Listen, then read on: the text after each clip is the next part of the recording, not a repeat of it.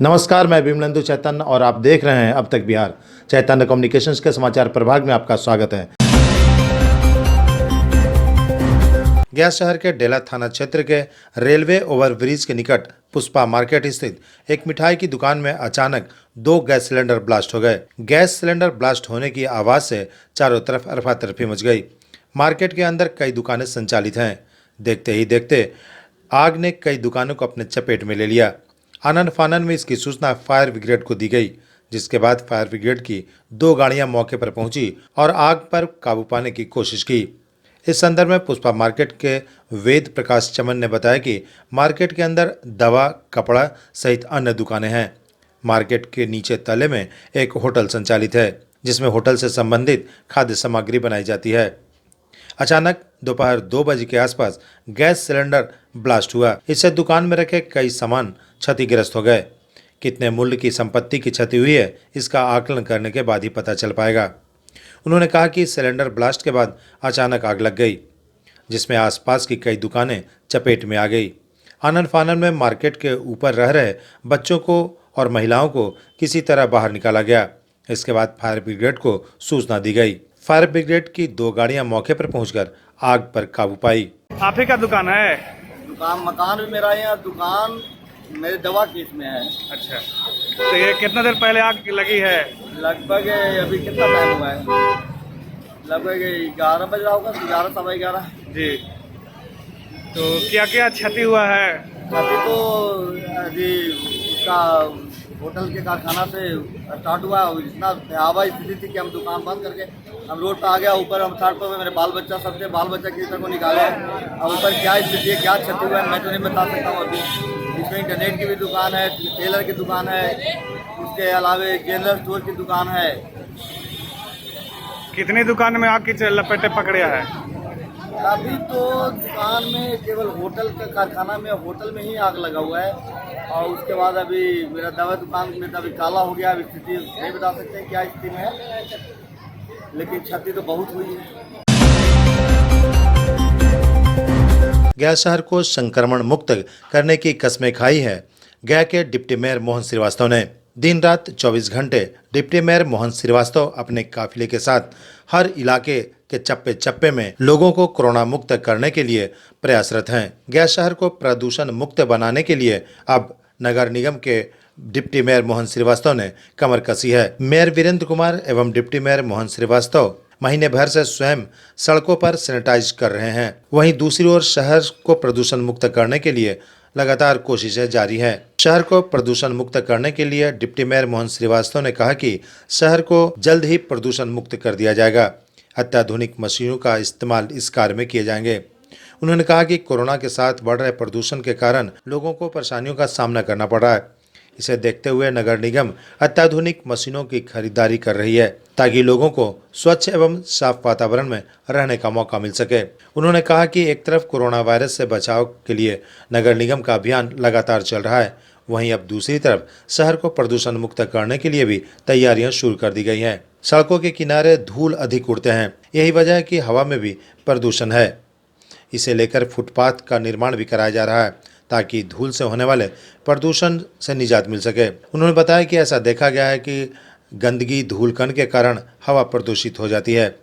वहीं वाहनों के आवागमन के कारण भी वायु प्रदूषण अत्यधिक होता है। ऐसे में गया शहर का वायुमंडल जहरीली गैस के वजह से प्रदूषित हो रहा है। जानलेवा एक तरफ कोरोना तो दूसरी तरफ दूषित वायु है। यही वजह है कि गया के रहने वाले लोगों को सांसों की तकलीफें होती है। नगर निगम अत्याधुनिक मशीनों की खरीदारी कर इससे इस्तेमाल कर शहर को प्रदूषण मुक्त बनाएगा। उन्होंने बताया कि कोरोना संक्रमण से बचने के लिए नगर निगम के द्वारा शहर के विभिन्न वार्डों में चलाए जा रहे अभियान के तहत विभिन्न इलाकों में सैनिटाइजेशन एवं फॉगिंग का कार्य किया जा रहा है। में भ्रमण कर रहे हैं, जिसमें हमारे उप महापौर वार्ड नंबर 33 के पार्षद ओम प्रकाश जी, वार्ड नंबर 28 के पार्षद आशा देवी जी, वार्ड नंबर 20 के पार्षद धर्मेंद्र जी, वार्ड नंबर 16 के जनप्रतिनिधि उपेंद्र जी, सभी लोग युद्ध स्तर पर लगे हुए हैं। साथ ही साथ कल आपने देखा घोर वर्षा होने के कारण हमारे नगर निगम के सारे कर्मचारी युद्ध स्तर पर रहे। एक कर्मचारी ने हमको कहा कि सर आंधी आएगा या तूफान, जब तक कोरोना गया शहर से मुक्त नहीं होगा तब तक नगर निगम डटे हुए रहेगा।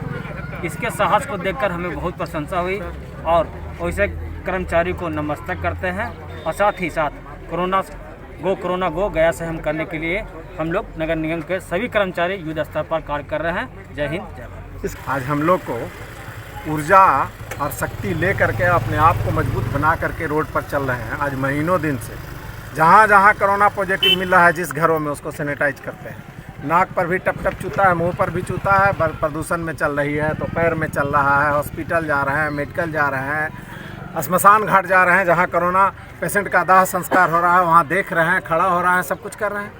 तो आत्मबल में थोड़ा साहस होना चाहिए। मनुष्य एक सामाजिक प्राणी के साथ साथ बुद्धिमान के साथ साथ हिम्मत वाला व्यक्ति है। तभी तो हमारा भाई दोस्त बेटा सब जगह बॉर्डर से लेकर के और कितना ले जा कर के सौर मंडल में और मिसाइल तक के चला रहा है। समझिए, बिना रिस्क का कोई गेम नहीं हो सकता। डिप्टी मेयर मोहन श्रीवास्तव ने कहा है कि मानसून से पहले सभी छोटे बड़े नालों का सफाई करा लिया जाएगा। शहरवासियों को नहीं करना पड़ेगा इस बार जल जमाव का सामना। गया नगर निगम एक और जहां कोरोना महामारी की दूसरी लहर से शहरवासियों को बचाने के लिए लगातार प्रयास कर रही है, तो वहीं दूसरी ओर निगम के सफाई कर्मी बरसात आने से पूर्व शहर के डेल्हा कुजापी सहित हर छोटे बड़े नाले तथा अशोक नगर, पंत नगर, घूरीटाड़ बाईपास से गुजरने वाली विशाल मनसरवा नाले की सफाई का कार्य करने के लिए कमर कस ली है। कमर भर जल जमाव में उठती दुर्गंध के बीच सफाई कर्मी जलकुंभी व कीचड़ हटाकर नाले के पानी को साफ करने में लगे हैं। पूर्व में भी जल जमाव होने के कारण शहर में बाढ़ जैसी उत्पन्न स्थिति हो गई थी, जिसका संज्ञान मुख्यमंत्री नीतीश कुमार ने स्वयं आकर लिया था। निगम के सफाई कर्मी संक्रमण की परवाह किए बगैर अपने जान जोखिम में डालकर क्षेत्र के लोगों को जल जमाव से राहत दिलाने में जुटे हुए हैं। स्थानीय लोग सफाई कर्मी योद्धाओं की जज्बे को सराहते नहीं थकते। डिप्टी मेयर मोहन श्रीवास्तव ने बताया कि दोबारा क्षेत्र में बाढ़ की स्थिति न बन जाए, इस बाबत निगम द्वारा इस इलाके में लगातार सफाई कार्य किए जा रहे हैं। मानसून आने से पूर्व पूरे शहर की सफाई करा ली जाएगी ताकि शहरवासियों को जल जमाव का सामना न करना पड़े। अन्य काम भी कर रहे हैं, नाला का सफाई। आज देखिए आप, अभी हम आपको वीडियो क्लिप शेयर किए हैं। 7 फीट अंदर जा कर के हमारा कोरोना योद्धा कोरोना काल में वार्ड नंबर 47 जो एक जल जमाव और वहाँ पर नरकीय स्थिति बनी हुई है, उसमें घुस करके और पूरा जगह उसको क्लियर कर रहा है। उसको भी क्लीनिंग में आप देखिए एक साथ इकट्ठे। क्यों?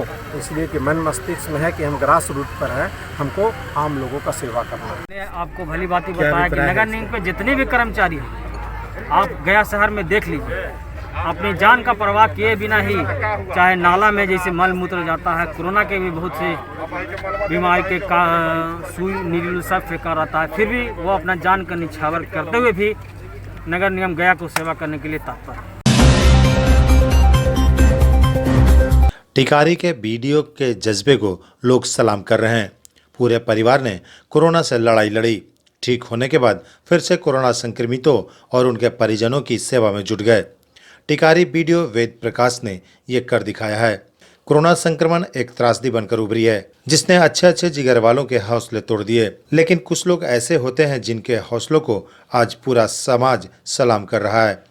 कोरोना संक्रमण की फिक्र न करते हुए ऐसे लोग कोरोना संक्रमित परिवार की सेवा में जी जान से जुटे हुए हैं। ऐसा ही लोगों में एक व्यक्ति है टिकारी का, जिसका नाम वेद प्रकाश है। वेद प्रकाश टिकारी प्रखंड का विकास पदाधिकारी है। प्रकाश का पूरा परिवार पिछले महीने कोरोना संक्रमित हो गया था। घर में मां भाई तक को कोरोना ने अपने चपेट में ले लिया। इस संकट की घड़ी में प्रकाश ने अपना हौसला नहीं टूटने दिया। अपने फौलाद हौसलों के वजह से ही आज प्रकाश लोगों के सामने मिसाल बनकर उभरा है। प्रकाश पूरी लगन से कोरोना संक्रमितों की सेवा में जुटा है। यही वजह है कि पूरे गया जिला सहित टिकारी प्रखंड में कोरोना संक्रमितों एवं उनके परिजनों के लिए प्रकाश न सिर्फ जी जान से बल्कि खुद सारी व्यवस्थाओं को भी देखते हैं। अपने अधीनस्थ कर्मी की पूरी लगन से उनके साथ कार्य में सहयोग देते हैं। प्रकाश न सिर्फ स्वयं बल्कि सारी व्यवस्थाओं के लिए अपने अधीनस्थ कर्मचारियों को लेकर एक साथ जुटा है लोगों की सेवा में। टिकारी में कोरोना संक्रमितों के लिए चलाई जा रही सामुदायिक किचन की बात करें या फिर होम आइसोलेशन में रह रहे कोरोना संक्रमित मरीजों के परिजनों की, ससमय दवा, भोजन एवं अन्य चीज़ें उपलब्ध करा रहा है प्रकाश ने स्वयं 24 घंटे अपनी सेवा उपलब्ध कराई है। पिछले वर्ष भी कोरोना काल में प्रकाश के द्वारा बेहतर कार्यों के लिए सरकार ने उन्हें सम्मानित किया था। इस वर्ष जब कोरोना की भयावहता काफ़ी बढ़ी हुई है, अपनी जिम्मेवारी को पूरे लगनशीलता के साथ निभाने में जुटा है प्रकाश। सरकारी सेवा में जुड़े प्रकाश बाहैसियत BDO है टिकारी का। प्रशासन अपने कर्तव्य और धर्म को एक साथ निभाकर लोगों के बीच मिसाल बन खड़ा हुआ है। आपदा विभाग के तरफ से जो दिशा निर्देश प्राप्त हुए हैं उसके तहत सामूहिक रसोई केंद्र हम लोग चला रहे हैं ये प्रखंड टिकारी में, जिसमें लगभग 200 से 300 सुबह शाम मिलाकर बच्चे और वयस्क आते हैं। यहाँ मुख्यतः वैसे लोग आते हैं जो मजदूर वर्ग के थे, निराश्रित लोग हैं, असहाय हैं, बुजुर्ग हैं, वो और उनके बच्चे प्रतिदिन सुबह में आते हैं, जिन्हें दूध, हलवा इत्यादि दिया जाता है। फिर जिला पदाधिकारी महोदय द्वारा 7 दिन का मेनू निर्धारित किया गया है, जिसे हम लोग उसी मेनू के तहत सुबह और शाम भोजन उपलब्ध कराते हैं। का निर्देश था कि सामुदायिक रसोई सभी जगहों पर चलाया जाए, खासकर वैसे लोग जो कि अपने घरों से दूर हैं या आके फंस गए हैं, निर्धन हैं, बेसहारा हैं, या फिर किसी कारणों से शहर में आए या फिर एक्चुअली ब्लॉक हेडक्वार्टर में आए हैं और खाना उनको उपलब्ध नहीं है, ऐसे सभी लोगों के लिए चलाया जा रहा है। और मुझे काफ़ी खुशी है कि टिकारी में जिस तरह की व्यवस्था की गई है वो न केवल गया के लिए बल्कि पूरे राज्य के लिए भी एक उदाहरण प्रस्तुत कर रहा है। बिहार के गया से लॉकडाउन के नाम पर पुलिस या तांडव पर आक्रोशित लोगों ने सिविल लाइंस थाना क्षेत्र स्थित यातायात थाना के इंस्पेक्टर मुकेश कुमार चौधरी को इतना मारा कि गंभीर रूप से घायल लहूलुहान हालत में गया के जयप्रकाश नारायण अस्पताल में भर्ती कराया गया। आपको बता दें कि पिछले कई दिनों से लॉकडाउन के दरमियान पुलिसिया शक्ति पर लोगों में गुस्से का उबाल था। पिछले कई दिनों से सड़कों पर आवश्यक काम से निकलने वाले लोगों पर भी बिना कहे पूछे पुलिस खदेड़ कर लाठियां बरसा रही थी। गया के बाटा मोड़ पर लोगों का आज गुस्सा फूट पड़ा। आते जाते लोगों को रोकने पर यातायात पुलिस थाने के समीप बाटा मोड़ पर स्थानीय लोग और गया के यातायात थाने के पुलिसकर्मी के बीच जमकर मारपीट हुई। इस घटना में मुकेश कुमार चौधरी नामक यातायात थाना के इंस्पेक्टर गंभीर रूप से घायल हो गया। घायल अवस्था में यातायात इंस्पेक्टर को गया के जयप्रकाश नारायण अस्पताल में भर्ती कराया गया। आपको बता दें कि पिछले कई दिनों से लगातार लॉकडाउन का लोग जबरन उल्लंघन कर रहे थे। व्यवसायियों द्वारा बाहर से दुकानें बंद कर अंदर भीड़-भाड़ भरी दुकानों की खबरें लगातार मिल रही थी। स्थानीय लोग भी लॉकडाउन का घोर उल्लंघन कर रहे थे। गया के व्यवसायी गल्ला मंडी, पुरानी गोदाम, टेकारी रोड, फतेह बहादुर सिवाला रोड, दवा मंडी के अलावे लगभग आधा दर्जन से अधिक इलाकों में हर रोज भीड़ उमड़ रही थी। इस बाबत गया के SDO इंद्रवीर कुमार ने सख्ती बरतते हुए गया के 5 प्रमुख मंडी वाले इलाकों को कंटेनमेंट जोन में तब्दील कर दिया है। लॉकडाउन का उल्लंघन करने वाले लोगों के साथ पुलिस सख्ती से पेश आ रही है। इस बीच पुलिस और स्थानीय लोगों के बीच हिंसक झड़प हुई। झड़प में कई लोगों के घायल होने की भी खबर है। गाड़ी चेकिंग हो रही है, चेकिंग के दरमियान गाड़ी उनका रोका गया। लॉकडाउन के उल्लंघन के चलते आप कहाँ जा रहे हैं, पास दिखाया गया। पास दिखाने के क्रम में उतर करके अनाप शनाप बोलना स्टार्ट कर दिए। हम लोग मना कर रहे हैं कि हम लोग ड्यूटी में हैं, आप लोग अभद्र व्यवहार क्यों करते हैं भाई। गाली गलौज करना स्टार्ट किए। काला पहन लेते अज्ञात आदमी था, 2-3 आदमी काला पहन लेते, चला दिया काला पहना। बिहार के गया से सनसनीखेज खबर है। एक 60 वर्षीय बुजुर्ग ने 16 वर्षीय नाबालिग लड़की के साथ 2 महीनों तक लगातार बलात्कार किया। इस कुकृत्य का खुलासा तब हुआ जब लड़की प्रेग्नेंट हो गई। पूरा मामला बिहार के गया का है, जहां सनसनीखेज कुकृत्य का खुलासा गया पुलिस ने किया है। गया पुलिस ने सूचना मिलते ही बलात्कारी बुजुर्ग को गिरफ्तार कर लिया है।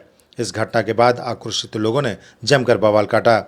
गया पुलिस 16 वर्षीय नाबालिग लड़की की मेडिकल जांच के लिए गया के प्रभावती अस्पताल में भेजी। इस संदर्भ में पीड़िता ने बताया कि हमारे गांव के ही रहने वाले एक बुजुर्ग जिसका नाम आशिक मियां है, वो हमें चाकू दिखाकर 2 महीने से लगातार मेरे साथ गलत काम कर रहे थे। पीड़िता ने यह भी बताया कि आशिक मियां के द्वारा हमें धमकी दी जाती थी कि तुम अगर इस बात को किसी को बताओगी तो जान से मार डालेंगे। पीड़िता ने बताया कि जब हमारी तबीयत खराब होने लगी तो घर वालों को हमने बताया।